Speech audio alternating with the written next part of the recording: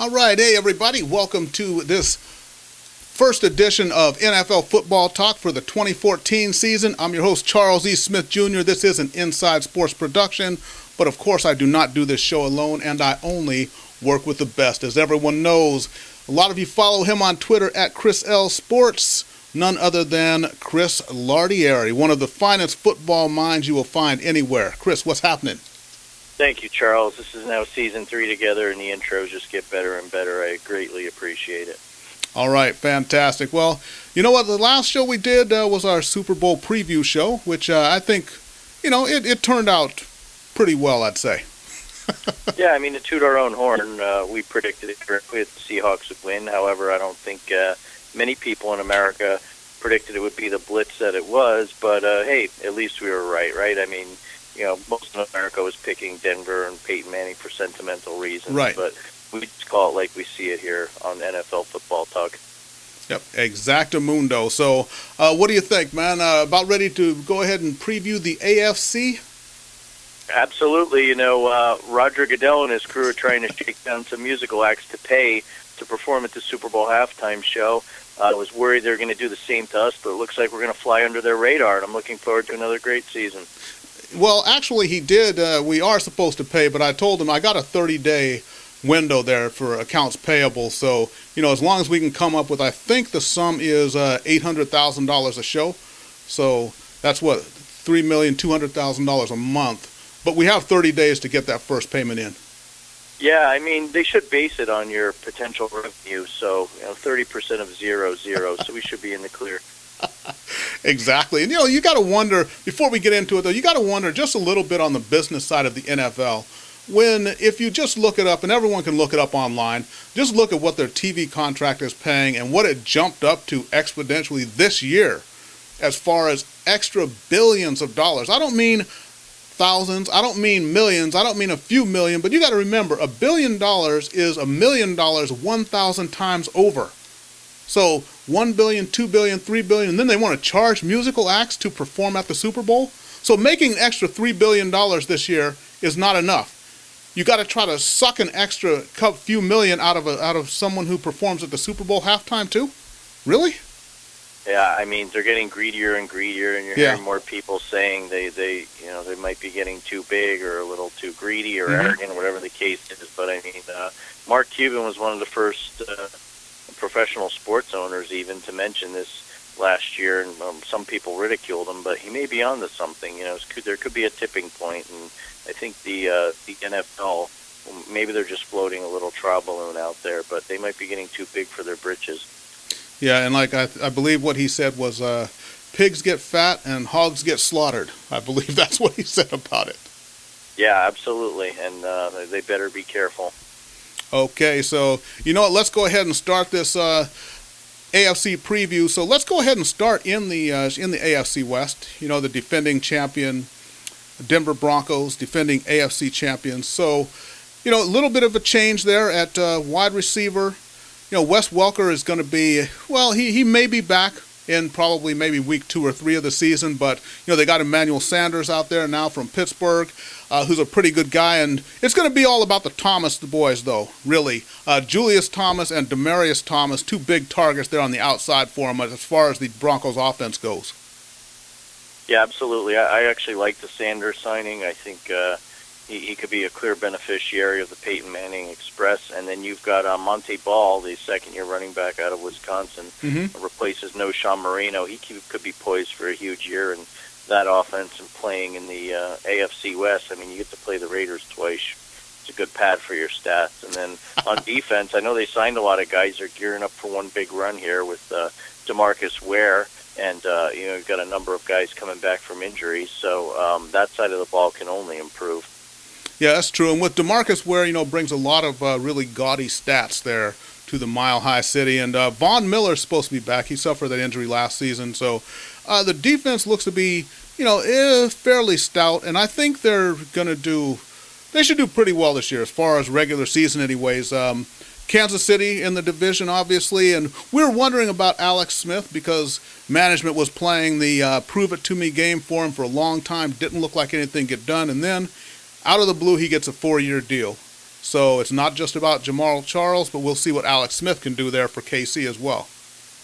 Yeah, and I know blowing that playoff game was not his fault, and he had a phenomenal statistical game. But at the end of the day, giving Alex Smith an extension like that is somewhat of a head scratcher to me when you don't really have to. It's not like a Russell Wilson or a Colin Kaepernick. Right. He's a young guy, and you know you're going to have to lock him up at some point. At what point do you bite the bullet and avoid a mess like the Ravens did with Joe Flacco? So kind of a head scratcher there. Okay, and then let's take a look at the Raiders. Matt Schaub, who just, almost single-handedly capsized the ship there in Houston, he goes to Oakland, but he gets beat out by rookie Derek Carr. So it's going to be a rookie QB starting there in Oaktown. Is there any reason for hope for a whole lot for them? I don't think so. I mean, the Raiders are a big whipping boy on this show and a lot of other shows, but now the fact that Derek Carr is going to be starting and thrown to the Wolves. You've got Maurice Jones-Drew signed as a free agent. Right. He's a serviceable back. He's not the back he once was, but I think it's good to have him when Darren McFadden, like the leaves in October on the East Coast, are going to change colors. Darren McFadden's going to get hurt at some point in the fall. Other than that, I mean, they're really haven't been able to rebuild their defense. Playing in the AFC West doesn't help much either. And on top of that, they've got just a ridiculously brutal schedule, including the NFC West. So not very optimistic for the Raiders this season. Yep, okay. And then also, you got the Chargers, who last year, scraped by 9-7. They were almost almost out of the playoffs, almost played themselves out. Then they won their last 4 games, wound up making it in. What about the Chargers? I mean, that's kind of an enigma. And then really, they played Denver pretty tough in the playoff game, too, that they had against Denver. So what do you think? It's hard to really put a finger on the Chargers here. Yeah, I think they got hot at the right time. I think Keenan Allen was a great pick, and they should expect big things from him, considering their wide receivers were decimated last year. Right. But at the same time, did they really add anyone or improve that lineup? I don't think so. And one thing a lot of people aren't talking about, a big departure, is going to be Ken Wisenhunt as offensive coordinator. I think he's a great coordinator. Some people question him as a head coach. Good luck in Tennessee. But let's see Phillip Rivers do it without Wisenhunt this year. And all due respect to Frank Reich, I'm sure he's a great guy and a great play caller, but Wisenhunt's really turned around a lot of guys' careers, including Big Ben and Kurt Warner. So I think that's a big question mark in San Diego. Right, and well, you know what? The best thing is with Frank Reich as the offensive coordinator, you know that if the Chargers are ever down by 32 points at halftime, they got the right guy there. As long as they're playing the Oilers. Okay, so in a nutshell here, any reason to think that power structure changes? Denver won it last year with a record of 13-3. KC was second, 11-5. I think it's going to be Denver again winning that division. I agree, and they could even have an off year and only go, let's say, 11-5, which most teams would love to have. But I think the only thing that could potentially happen is you could see a flip-flop and the Chargers finishing 2, just because I think the Chiefs were kind of a flash in the pan. They were the beneficiaries of the last-place schedule. And even still, the Chargers could finish second, and in that division it might be with an 8-8, 9-7 record. So I don't think the Broncos have anything to worry about unless Peyton gets hurt. Yep. All right. So we're in agreement there. We'll go ahead with, Denver winning that division, and let's go ahead and move over. Let's do, let's go with AFC South right now. Indianapolis and Andrew Luck with that great playoff win that he had against Kansas City, the big fourth quarter comeback. He's going to have Reggie Wayne back, who's back from injury, but the Houston Texans, who finished out by losing 14 games in a row. J.J. Watt didn't like it, but now he's got Jadeveon Clowney there to make bookends for him. But the real question for them is going to be on offense.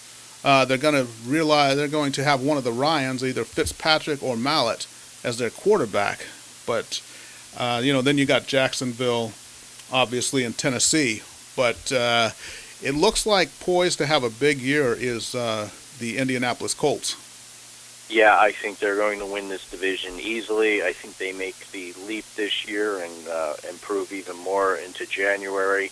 The rest of the division, just really no one can contend with them. If the Texans had a quarterback, and I'm not saying Matt Schaub, but if they had signed a bigger name free agent or maybe drafted a top QB, someone they could develop throughout the season, they'd have a chance to at least be decent, because that defense is going to be formidable with Watt and Clowney on either side of the ball, and they've traditionally been good on the defense. I think Bill O'Brien will materialize into a good NFL coach, but like you said, Mallett or Fitzpatrick do not scare me. I think at this point I'd rather take poor Sean Hill from the St. Louis Rams. So Colts wing going away.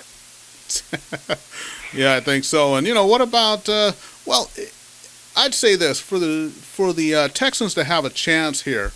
They got this defense, which is going to have to play out of their mind. Brian Cushing will be back also, but Arian Foster is going to have to really run better than he's ever run, because it's going to take ball control for them on offense to really kind of, keep some good sustained drives going in the 4 or 5 minute range or so to keep the other team off the field.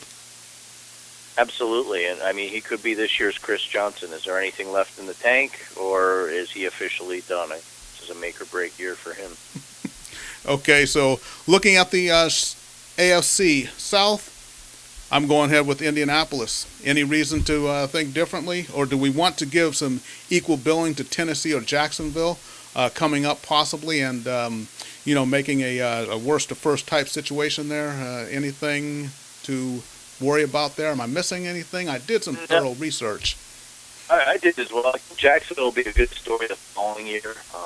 Bradley's done a nice job with that team. The proverbial cabinet is not really stocked, but Blake Bortles materializes into what a lot of people think he will be after preseason. That's a team to watch out for down the road, or maybe even someone down the stretch that'll play some team stuff and be a spoiler.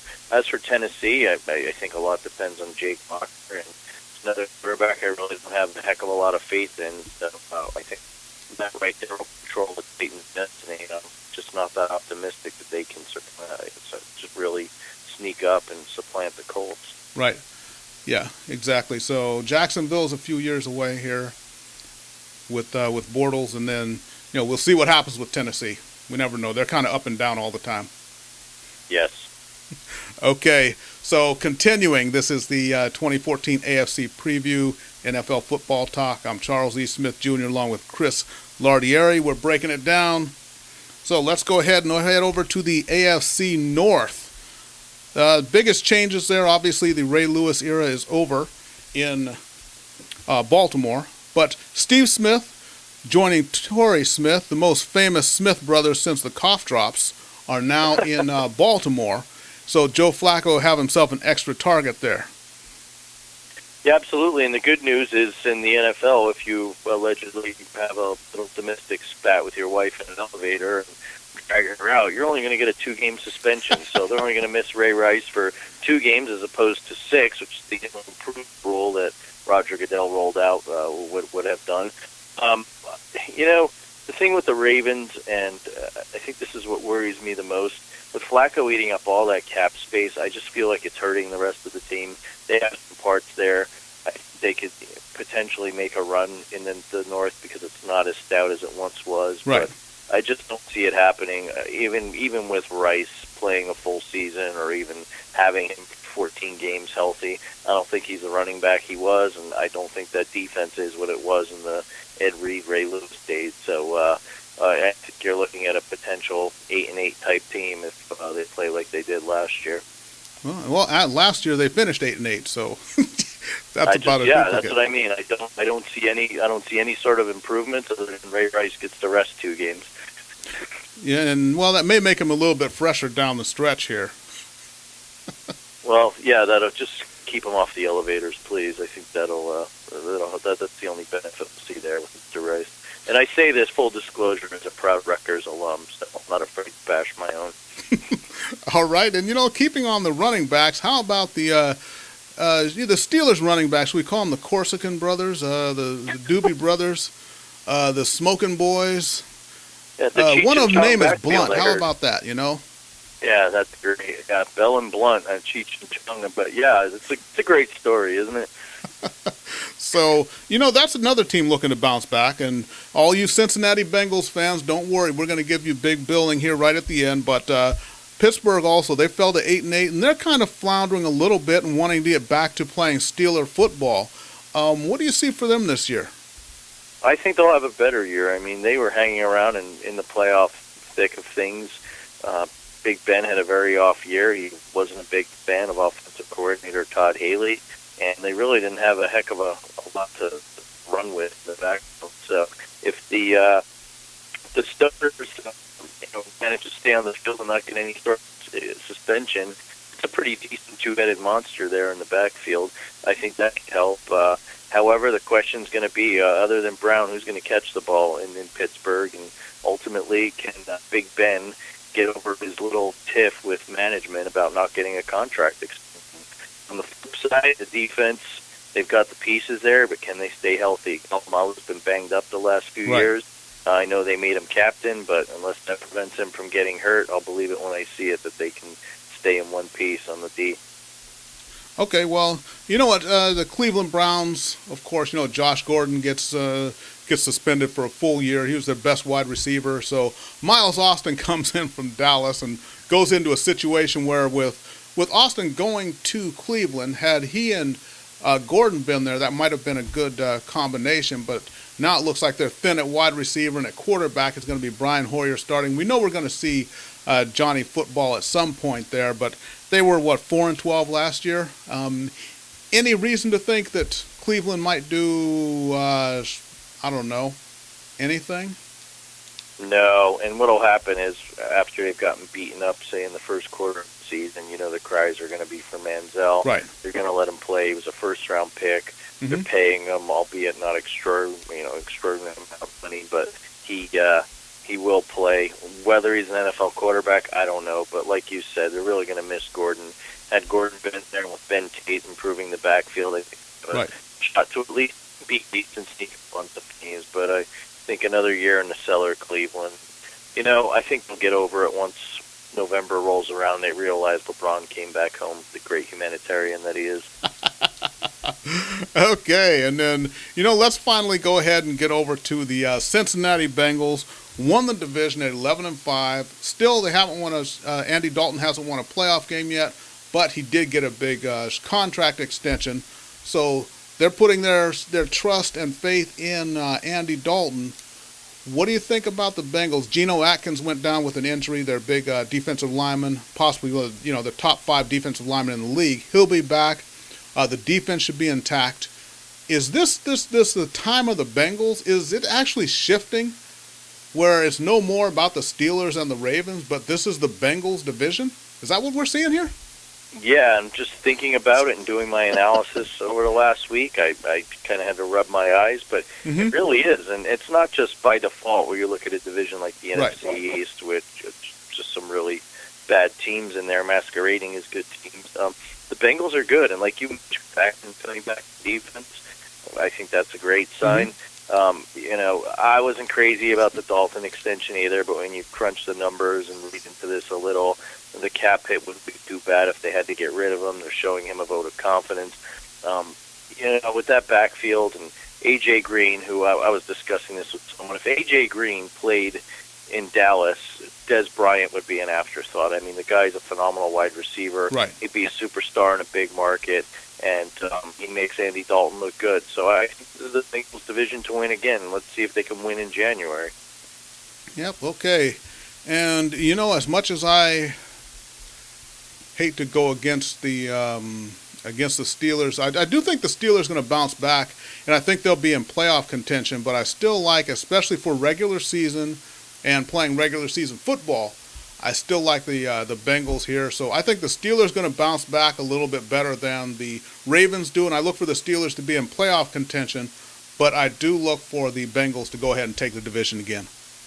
I completely agree. The Steelers might make it a two-horse race, but ultimately I think they're gearing more for a wild card spot. Yep, there you go. Okay, so let's go ahead and last division left. New England Patriots, the AFC East, rather. And their big addition was getting Brandon Browner off that Super Bowl winning Seattle Seahawks team. So now you've got Brandon Browner on one corner. You've got Revis Island on the other. So, when you look at Belichick and Brady, they got to be smiling looking at their defense. This is honestly their strongest set of corners since way back in the day with Ty Law and Lawyer Malloy. So, big additions here for the Patriots. Yeah, I think Belichick just finally got tired of Peyton Manning lighting up his secondary. I think those are two good acquisitions, albeit they're more short-term than they are long-term, but I think that helps on the offensive side of the ball. Gronkowski coming back, I mean, he claims he's healthy and he's ready to go. That can only help the two-headed monster in quotes, of a backfield in New England. At least they're serviceable. I mean, the Patriots won a Super Bowl with Corey Dillon back there, so it's not like you've got to have Adrian Peterson back there to win. But I think Julian Edelman, who quietly had a tremendous year last year, poised again to do it. And let's see if Danny Amendola stays healthy. But in that division, and with Tom Brady and Bill Belichick, I'm not picking against them easily without a catastrophic injury. That division's the Patriots to lose. Yeah, I think so. Even though I love the Dolphins, but you know what? What's true is true. And I think now the other thing, maybe when you talk about Gronkowski, what about the late trade just happened this past week? Pro Bowl guard Logan Mankins, he's traded for another tight end for Tim Wright to come in. So do you think maybe they're kind of gearing up and either Gronk is not as healthy as they think, or if they look at, we got a great tight end, but he does average only 8 games a year, so we need to be prepared for something? I think it's the latter. Throughout his career there, Belichick has loved to stockpile tight ends. And I think on top of that, people forget the reason the Patriots were so lean at tight end last year is because a guy they were counting on, Aaron Hernandez, ended up in jail on murder charges, and then Gronk got hurt. So I don't think they're going to let that happen again. And, in this new era of the NFL, there are a lot of teams, the Chargers included, that have 2 quality tight ends. It's just kind of a wave of the future. Who would have thought that a tight end, which was a glorified blocking back, has now become a glorified wide receiver? Yeah, exactly. And I remember the transition there. Ozzie Newsome was the first one to start, then Kellen Winslow really made it an art form, and here we are today. Absolutely. And then you got Jimmy Graham and lawyers and arbitration figuring out if he's a wide receiver or a tight end. Yep, exactly. That's a whole nother kettle of fish there, though. Okay, so, let's look at the other teams. So we got to give some equal billing. Gino, and the Jets. They've got now CJ2K because he got 2,000 yards about, 100 years ago, and then since then he averages about 50 yards a game or so. But Chris Johnson is now running back for the New York Jets. Do you expect anything out of them? The Jets, who last year, they were an 8-8 team, as were the Dolphins. But let's talk about the Jets first here. Any reason for optimism for those who prefer the Jets? I think there is, but only as a wild card team. I really think the Jets have an underrated defense, and you know how much I think Ryan Charles. It pains me to say that, but they've got some real talent on that side of the ball. That's been the case with a lot of Rex Ryan teams. Defense is great. He knows how to coach them. It's the offense just worried about. And Geno Smith has had a nice preseason, won the job outright. The question for me is, A, can he do it over 16 games? And B, if he gets hurt, do you trust Michael Vick running your team? And right. I don't. And I don't think it's going to be a perfect scenario where makes this huge second-year leap. I think he's just going to be more of a game manager. And I really, I don't think CJ or Chris Ivory are going to lead your team to the playoffs at the end of the day. Yeah, and nor do I. Then you got the Buffalo Bills, who, of course, they had to suffer through the injury of Kiko Alonso, dynamic linebacker. He's going to miss this season with down with an ACL. E.J. Manuel, though, at QB for the for the Bills. Stevie Johnson is now gone. And what do you see his development, though, as far as Manuel? You're going to go up, down, or sideways? This is another one. It could go either way. I'm just not that optimistic. I still think in the few preseason games that I caught, he just kind of looked confused. A lot of times he's just dumping the ball off as a last resort. And you know what? A lot of it's not his fault. He just doesn't have the weapons around him. Yeah. I know they drafted a receiver in the first round, Watkins. He's already banged up with rib problems. You've got Spiller and Jackson always looming in the background, and Bryce Brown. Nice little complement of running backs, but if you can't throw the ball, you're not going to be able to run on anyone. So it's going to be an interesting year. Marone's already had some problems in training camp with his own players yelling at him, a lot of fights. So it just seems like the wheels are already starting to come off on that regime in Buffalo, and fortunately, I think it could be another year in the cellar for them. All right, and then let's go ahead and get down to my Miami Dolphins, to whom I've been loyal since the early to mid 70s. Ryan Tannehill he has no Sean Moreno in the backfield. Mike Wallace with another year and training camp for them to get on the same page. But they have a completely brand new offensive line. 5 guys there, and Marquise Pouncey is going to be out, I think, for about the first 4 to 6 games of the season. So, what about the Dolphins? They finished 8-8 last year. Should I have any hope that they should be even sniffing the wild card race this year? I think you should. What worries me about the Dolphins is not what's on the field; it's who's coaching your team. And you don't want to bring up a foul word again, but Richie Incognito mess last year. I mean, the Bucs got to stop at some point, and I don't know if Philbin is an NFL head coach. He may be a great coordinator, but is he a head coach? And Buddy Ryan was a phenomenal coordinator. He coached a few teams. At the end of the day, I wouldn't say he was a great NFL head coach. He had some winning teams. He had some great teams in Philly, and I think Philbin could be in that same boat. I think your quarterback, Ryan Tannehill, is flying under the radar. I think this could be potentially a breakout season for him. And you mentioned Wallace with another year under the drafted contract with something to prove, and having a legit back like Moreno in the backfield. The defense is very underrated. They surprised a few teams late in the season.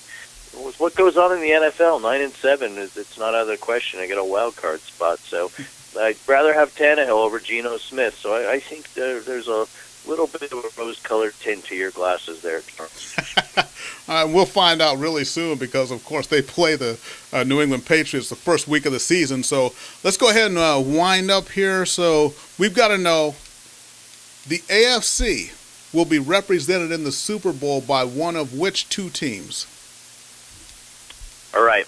I'm going to really go out on a limb here. I'm going to say the Denver Broncos, although I do not think they're going to the Super Bowl. Your AFC representative in Glendale, Arizona, in February 2015 will be the Indianapolis Colts. Ooh. And you can laugh at me all you want. I think this team's making a step each year. I think they will likely have one of the best records in the conference. They'll likely host an AFC championship game if chips fall where they may. And if they face the Broncos, for instance, or even the Bengals, I pick them at home over anyone, even the Patriots. I know the Patriots are a stout team, but as we saw last year, not the greatest road playoff team in January. I think Andrew Luck proves he's going to be an elite NFL quarterback. He makes an even bigger jump this year with Wayne back. I think that'll help T.Y. Hilton and crew. I think they will win in spite of Trent Richardson, which, if you ask me, will be quite a tremendous task if that does happen. Or who knows, they may go out and trade for another running back or find someone off the scrap heap at this point. But I think I'm going to go out on a limb. Last year, I thought the Broncos were going to get to the Super Bowl. I was right, and let's see if I can be 2 for 2 in the AFC this year. All right. Well, you know what? I don't think you're crazy. At least not this time. But you know what? I'm going with you here because my 2 teams, I think it's going to be either – I like what the Patriots have done in shoring up that defensive backfield. So I like the Patriots or the Indianapolis Colts. If I got to pick 2 teams, one of 2 teams, it'll be either the Patriots or the Colts. And really, for all the reasons you said, I love Andrew Luck. I think he's developing. He's already almost, he's almost to the Aaron Rodgers level with all his versatility and what he can do. And, I think he's going to grow by leaps and bounds. And don't be surprised to see him in the MVP discussion by the end of the year either. Yeah, absolutely. And it's a case of another guy. If he played in a big market, I think for instance, if the chips fell where Andrew Luck got drafted by the Redskins and RG3 went to Indy, can you imagine what ESPN would be saying right now about Andrew Luck playing in D.C.? I think he's that kind of player. Exactly. So, it's about time to wrap it up here. So remember, you can follow me on Twitter at The Inside Sports. You can follow Chris Lardieri on Twitter at Chris L Sports. So, Chris, before we wrap it up, any final words for everybody?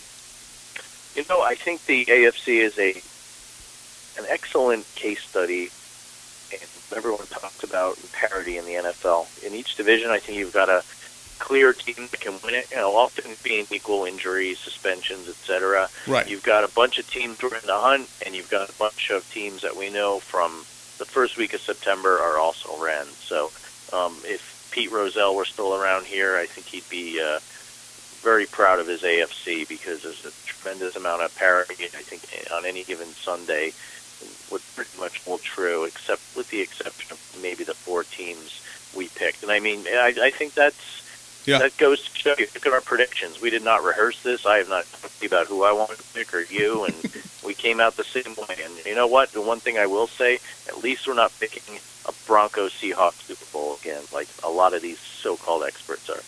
Exactly. And, to speak to your parity that you speak of, there's 16 teams in the AFC. 4 teams finished 8-8 last year, so 25% of the teams had 500 records. So, yeah, a lot of parity in there. Remember, though, parity and parody kind of sound the same, and, it can always tip into that category, but that's it, everybody. Speaking of parody, I think that would be a great Jeopardy question. Wow, we're really in a downfall now. All right, everybody. Parody or parody? Alex Trebek. All right. Hey, Chris. Hey, thanks. And we're going to remember, also check it out whether you're watching on Ustream.tv, Blip.tv, or YouTube. Also catch our NFC preview, which we also are about to do, and that'll be up as well. So for Chris Lardieri, I'm Charles E. Smith, Jr. Remember, every week, NFL football talk and Inside Sports production. Thanks for joining us.